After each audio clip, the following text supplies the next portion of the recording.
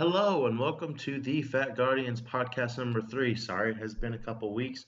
We've had some stuff come up in our lives. I started my job back and it's pretty crazy. I'm ACB the man and I'm joined by the Tank09. Say hi, Tank. Hello, Tank. And I'm joined by Nature's Ninjas. Hello, hello, hello. And we are here to talk about a lot of information that has come out since then.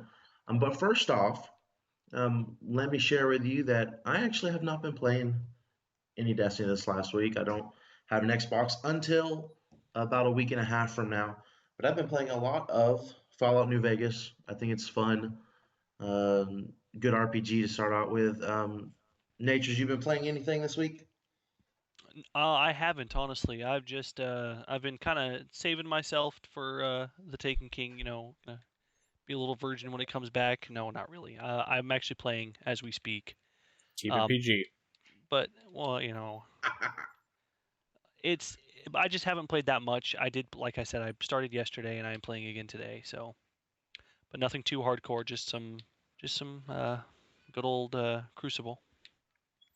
Oh, well, that's pretty good. Now, I have actually played a couple of other games. If y'all may have noticed the past couple weeks, some really great games have come out. So, I actually played Until Dawn, which is a PS4 game, horror game. It kind of came out of nowhere for me because I didn't really hear about it until a week before it came out. But that, if you're a fan of horror movies and like cheesy horror, crazy, ridiculous stuff, that has got to have been one of the best experiences I have. I think I stayed up all night playing it through from the beginning to the end. It was amazing, and it's something I'm going to be able to play through again because there's so many different choices of what can happen. I love trying to figure out how I can have everyone die by the end. Other than that, uh, one of my now new favorite games, Metal Gear Solid 5. Been playing that. Oh, nice. It is amazing. That first hour is the most ridiculous thing. No spoilers, but oh my gosh, I don't understand the thought process of someone who could make that weird intro. I mean, like I say, I won't spoil anything just in case for people that are really sensitive about that sort of stuff. But after you get past that intro, it seems normal for a while, for about 4 hours, and then the craziness jumps back up. It's crazy. I'll have to check that out. Sounds like a rodeo. All right. Well, Yes. well, we've had a couple of streams come out last couple of weeks. The first one was the Strike the Dreadnought was at the Shield Brothers Strike stream. We learned a little bit about how strikes are going to happen, about how strike bosses actually are not just going to be bullet sponges anymore. Yeah, I really, really liked the thought process of this fight, and I don't know if y'all want to go ahead and go into it now, talking about the strike, or if y'all want to wait, but oh man, this new strike looks amazing. New elements that are added. Bosses leaving, coming back. Looks super cool. Well, the one thing that I was actually most interested in when watching that strike is watching the new subclasses in action. They've sort of updated them. They're still subject to change, but I'm assuming they're pretty much locked down, being about 2.5 weeks from launch, maybe a week and a half. Um, the Night Stalker has a new ability where you throw your smoke, which is your melee ability, and if it hits you or your teammates, they go invis.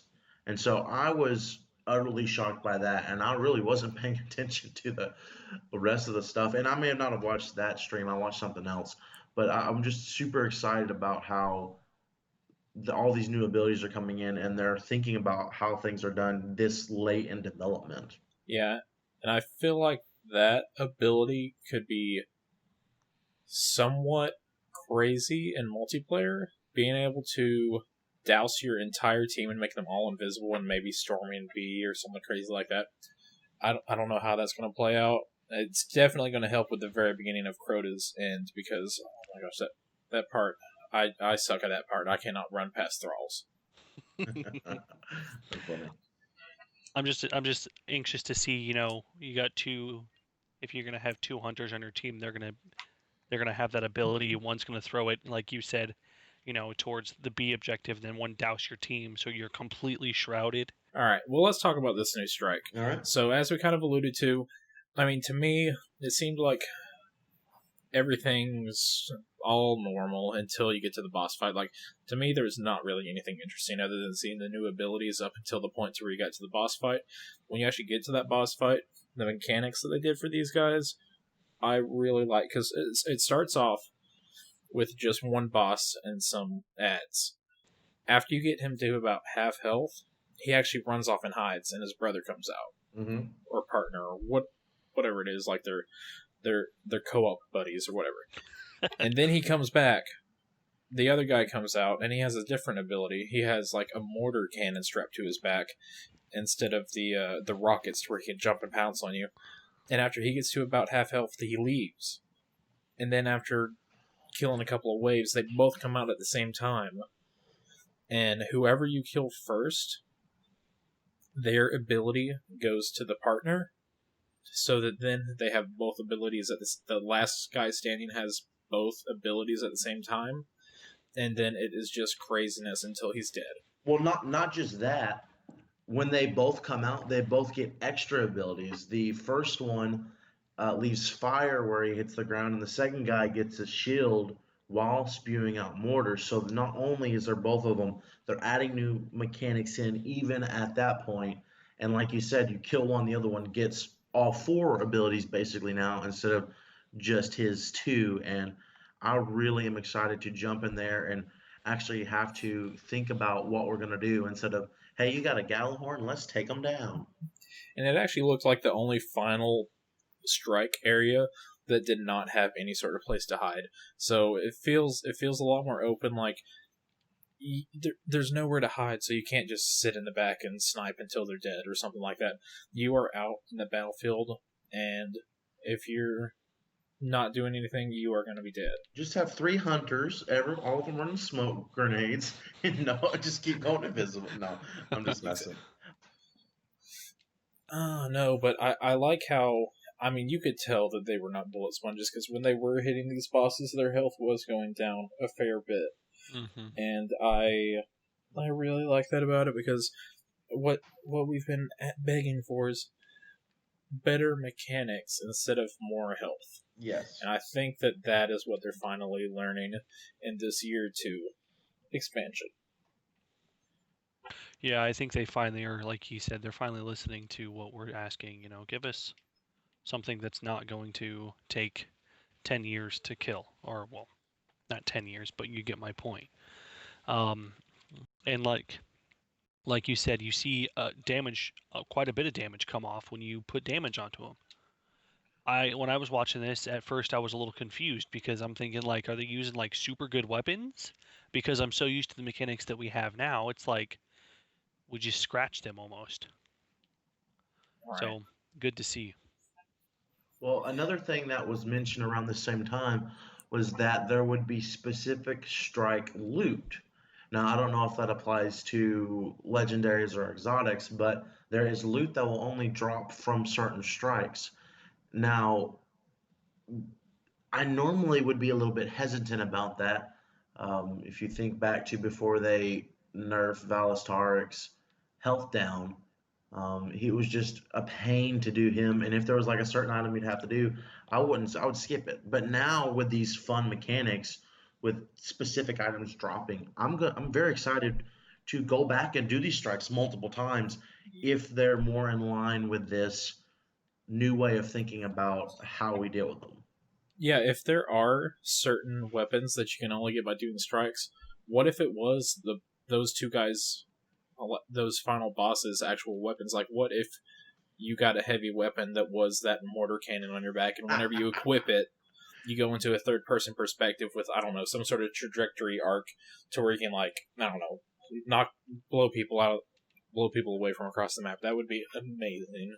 Yeah. And annoying, but amazing also. When I saw him with his cannon on his back, all I could think of was Brumak. Yes. Yes. That's all Brumax. I could think of. So, are we going to be able to ride a strike boss then? That's all I can say. I think I'm mixing my game franchises here. Right. But no, I'm super excited that even though there may be something we have to grind a boss for, we're not going to be bored doing it. We're going to have a good time and we're going to be enjoying what we're doing. Well, even then, I don't think we're going to actually be grinding for the boss because it's not going to take as long. Okay, well, yes, multiple times, yes, but not nowhere near to the amount of time it was taking us before.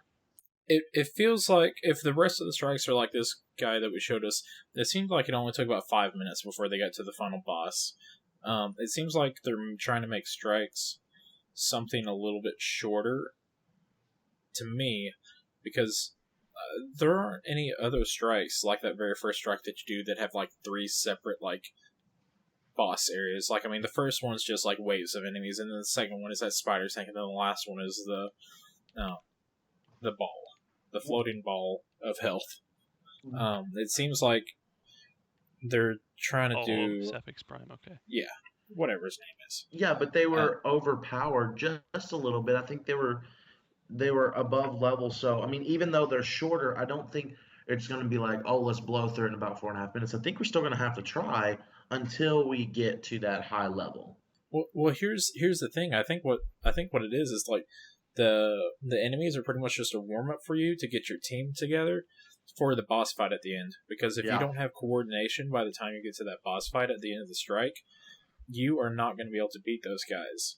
So they give you enough time to actually make sure you've got a couple of guys that actually knows what they're doing by the time you actually get to that boss fight, and hopefully you can take them out. Because if you're not coordinating, especially with what we're about to talk about, you are not going to be able to beat these bosses by yourself. Yeah. Yeah, no more soloing, which is, kind of adds more, I think, playability to the game, because I tried to solo this last one and I could do it, but it didn't seem fun, to be honest. I just seen a Gallahorn. I have a Gallahorn. I know. Now, I mean, but I don't know. Maybe that's just my perspective. If I recall correctly, that's pretty much all that was really went over with last week's stream. Is just the one strike. Yeah. Not too much other stuff was revealed, but this week we got 2 amazing things. We got an amazing stream, and also one of the best trailers of all time. I don't know about you guys. Whenever Led Zeppelin kicked in that trailer, first I was like, wait, what? How much of the money am I paying for Led Zeppelin to be in this trailer? And 2, it's completely worth it. Because $40 for an expansion, that's a lot of money. But if I get to, I don't know, Led Zeppelin probably won't be in the game. If it was an Easter egg, that would be awesome. I don't know, maybe there's a radio in the tower you can go to and just like pop through their greatest hits or something. That would be amazing. No, it was fun. I really enjoyed that, and I've been watching these streams, and I've been kind of the Tank Team's coming out, I'm gonna get it. But then they had that epic Led Zeppelin trailer, and I was like, yeah, Taken King's coming out. And I think they realized that and needed something to give a little bit of hype to those people that have been reading everything, been absorbing all the news. And so I'm just super excited for it. Yeah, and it was a nice callback to last year's introductory trailer before the game came out, because they also had a Led Zeppelin song in their first trailer. Mm-hmm. And it would be a good thing to continue going over the next 8 years or so. It would be very fun. All right, on to the stream for this week then. What do you got for us? All right, so pretty much what's going on is they have a new mode called the Court of Oryx. It seems kind of like a semi public event style thing, to where you can have up to 9 people helping you, but one person has to activate it, and pretty much one person is going to reap most of the rewards, and the rest of the people are pretty much going to get like possible loot at the end of it, which I'm not too much of a fan of that. I mean, I think each person should have an equal chance at all the loot. I mean, I don't understand. I guess maybe their thought process is, that one person that activated is there from the beginning, And if somebody just like comes in at the last 5 seconds of the boss fight, they're not gonna be able to get that possible like heavy loot drop or something like that. Well, well, what they're doing is, in order to activate these things, they look like statues, and they've only talked about the ones on the left. There's like tier one, tier two, tier three, and the higher tier, the better loot. But you have to have a rune, and you have to get runes from the world. And from what I was seeing on tier two, some of the higher tiers, you have to get like legendary runes and charge them. So it is whoever has taken the time to charge these runes to go do this semi-public event, they're going to get the best loot. Then, whenever that's done, they get a debuff called like Summoner Sickness or something, where they can't do it again, and then someone else in your fire team can run over there real fast, activate it, and all that means is you're just going to have to do it 3 times in a row for everybody to get the same loot. The one good thing about that, though, is you're not going to get the same bosses in a row. There's multiple bosses for each tier. So you're still going to have fun. You're still going to be doing other things. I do agree with you. We need to definitely be able to have the same amount of loot. If we're all three there, if we're in a fire team and we're there, and you start it, and Natures and I are sitting back there, and it recognizes that, yeah, we should get all the same loot. But we just have to do it again, and it take another what, 5 minutes? Yeah. And from what I've seen on this stream, I really like it because my favorite parts of this game are whenever there's actually a good boss fight and you have good team coordination to actually beat these bosses. And the bosses that they've shown so far have some really unique traits. Like there's this one, it's like these two brothers or something like that, and they have invulnerable shields unless they're within like 10 feet of each other, and then their shields go away. That's the only way you can do damage to them, is to actually draw them together and attack them. If they're separated, you cannot kill them. You cannot do any damage at all to them. Another one was the 3 wizards that if you didn't kill basically within 5 seconds of each other, they would all respawn. Yeah, I thought that one was really interesting because one random person that fires an extra rocket launcher can just ruin it for everybody. Yep.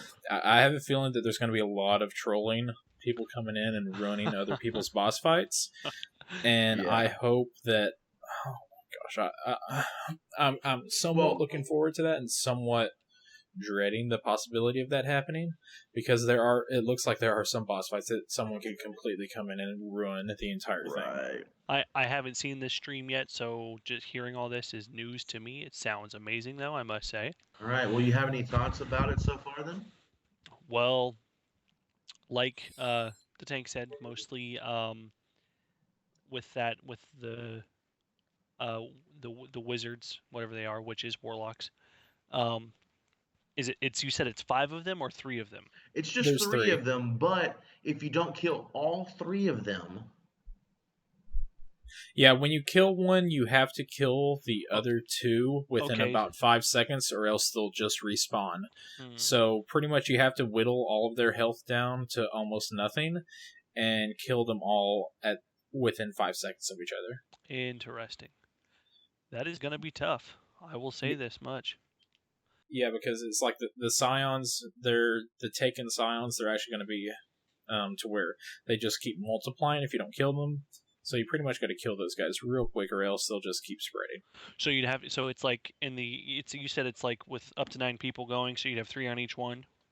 Man, you potentially, you're just gonna have 9 people shooting everything. But yeah, I would be surprised if there's constantly like 9 people in the area. Because if the limit is still like 16 people on a planet at a time, I doubt the majority of people are all going to be in the same place. But I mean, unless it ends up becoming the new loot cave, which it could be because it's a constant stream of loots, and it didn't seem like there was going to be any limitation to how many times you can do it.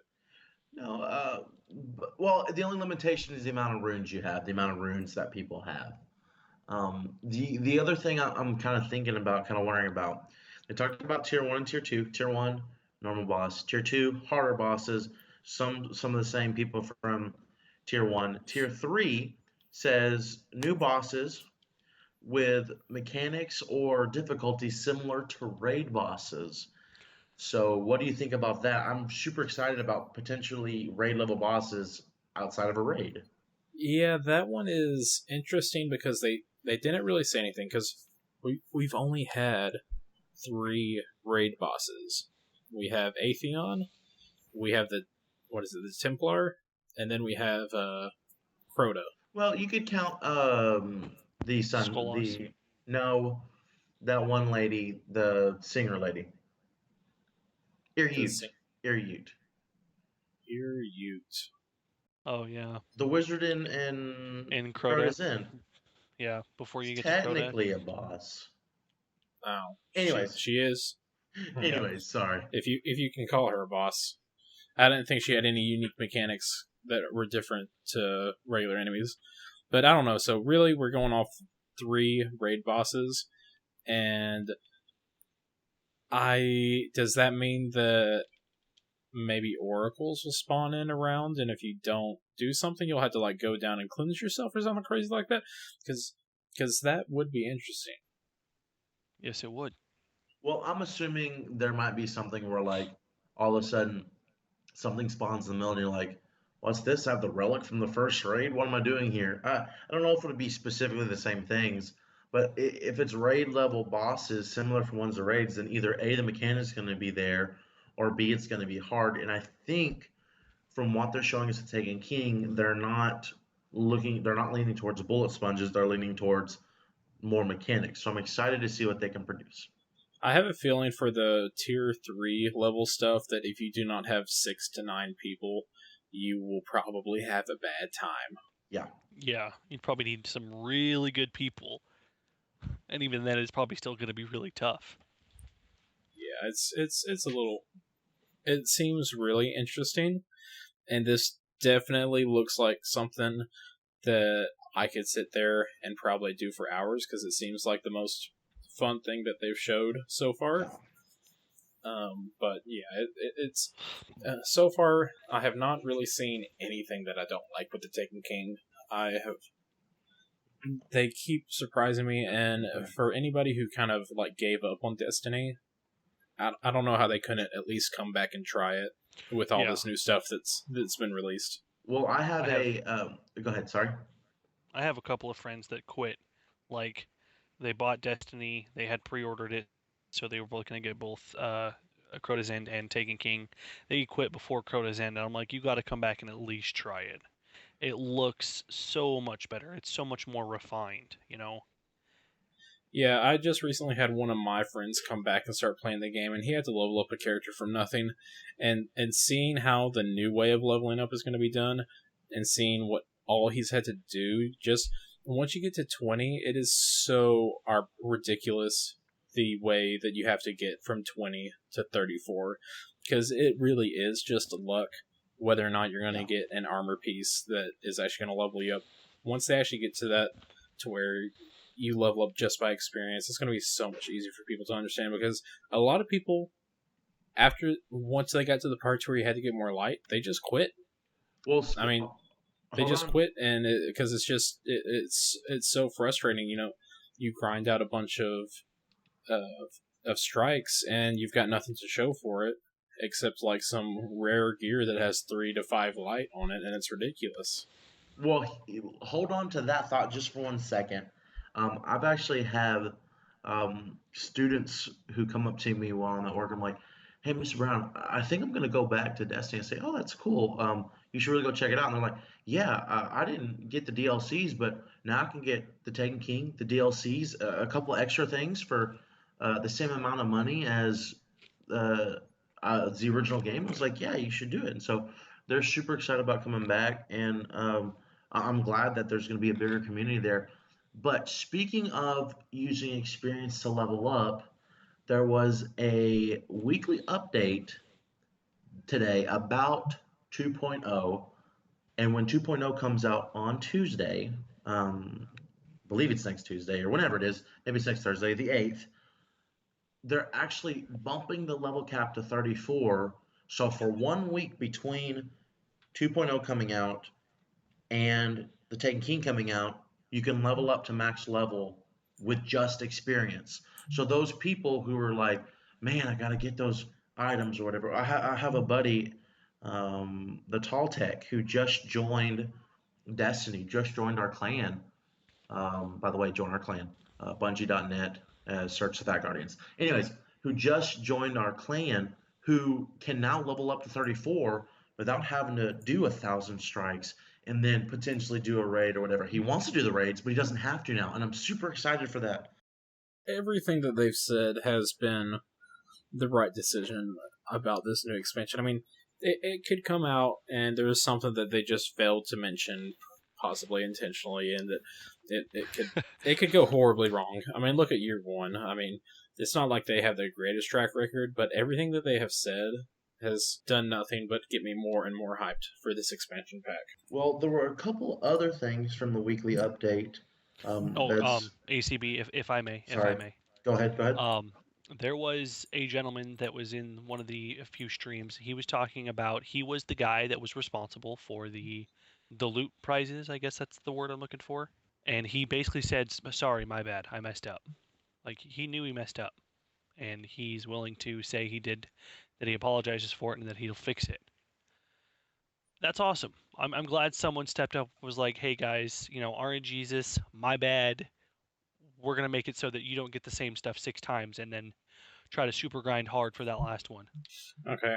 Well, I like I say, everything sounds so great, and I think really just to sort of sum it up, Bungie have learned from the mistake that was year one.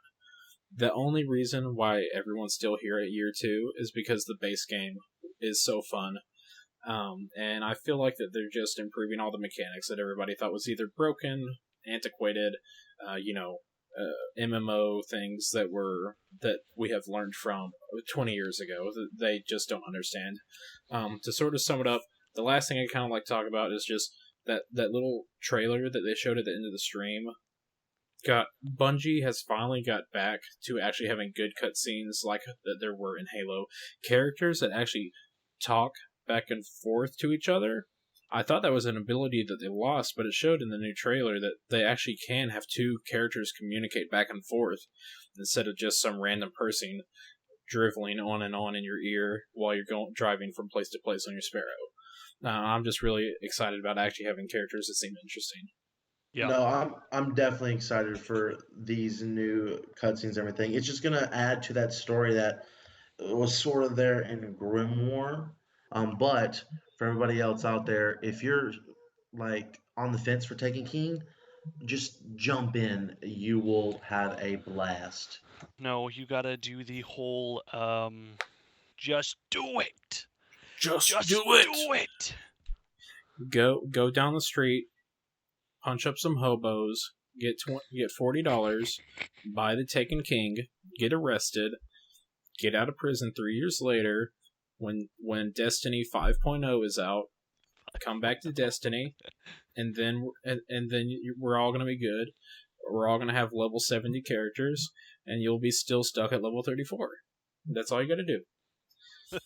And I think that really sums up the Destiny experience. Play Destiny, go to prison. Alright, guys, I've been the Tanko9, I've been Nature's Ninjas. and ACB the Man has already left the building, and we are out, and we will see you next week. And scene.